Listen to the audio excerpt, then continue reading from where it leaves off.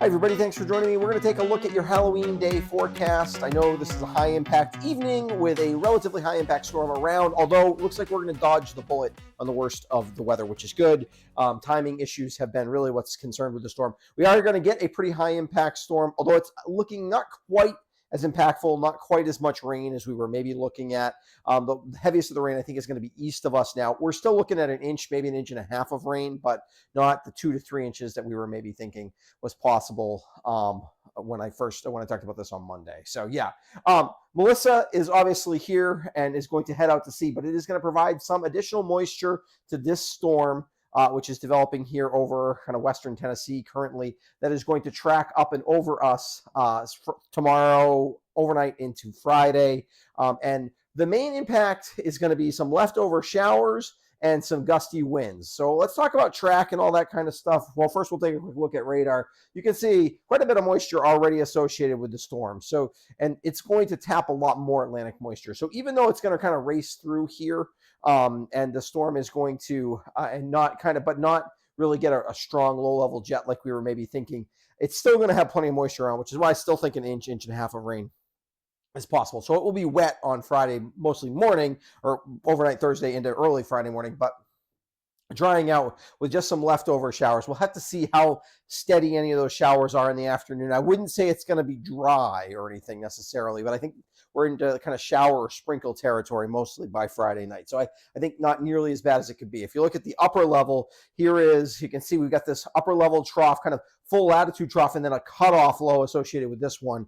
And as this rounds the bend and kind of combines, it's going to really get a significant area of low pressure system going here across the northeast, which is of course going to also drag in some air from the northwest behind that, which is going to not be overly cold but cool us off some, and some gusty winds on the backside. Also some gusty winds possible as the system comes through with some of those heavier rain showers. Here is the surface low. You can see there is the surface low. You can see already a pretty good cold front associated with it, and you can see kind of how, if you kind of look in the isobars, you can kind of see where the track and the trend is. And I can actually show you what I think the track is going to look like. Basically, we're kind of meandering to the east from today into tonight. As the system will be kind of in western Virginia overnight. Then it kind of slowly moves north and east. And here's where it's really strengthening. But by this time, actually, as it starts to move back to the northeast, the system's kind of plateaued, and that will calm down the heaviest of the rain a little bit. And this track, kind of, one of the good things with a track like this is once the storm gets north of us, once we kind of get through that front end of precipitation, oftentimes it gets pretty showery and pretty intermittent, and we're probably going to be mostly clouds. Now, in that area, there will definitely still be some areas where we get some showers, some sprinkles, even maybe a 10, 15, 20-minute area of light rain. So in terms of actual activities, you're still going to have to keep an eye on radar tomorrow on Friday evening. That's really the only way you can be sure you're going to be dry. And you should probably be prepared for rain. So lighter rain, though, not heavy drenching rain. And temperatures actually won't be too bad, in the upper 40s to around 50. Although the breeze will make it feel a little bit cooler than that. But as the system heads off to the northeast, we really start to drag in some gusty northwest winds behind it. And so if we look at the actual impacts, here's a look at the kind of radar look at how things might move through, and then we'll talk about impacts. As you can see, kind of comes through as a pretty steady slug of moisture, and then things get much more showery. And this is kind of Friday morning. Here's Friday, here's noon and afternoon of Friday. See, it kind of clears out. I don't know if it'll get quite, I think we'll still have some sprinkles in there, but you can really see most of the rain really comes through. Anytime tomorrow we get some sprinkles, the steady rain is basically overnight into the first part of the day on Friday, probably by 7, 8 o'clock in the morning. This last bit of that is probably through. And then we're into a drying pattern, but you can see all those tight isobars. That means we are going to be windy from the northwest. Not crazy windy. We're talking 15 to 20, maybe some 25-mile-an-hour gusts. Enough to be breezy, not enough to be, anything we really have to keep an eye, like that's going to cause power or anything like that. But it is going to be breezy. So here's the details.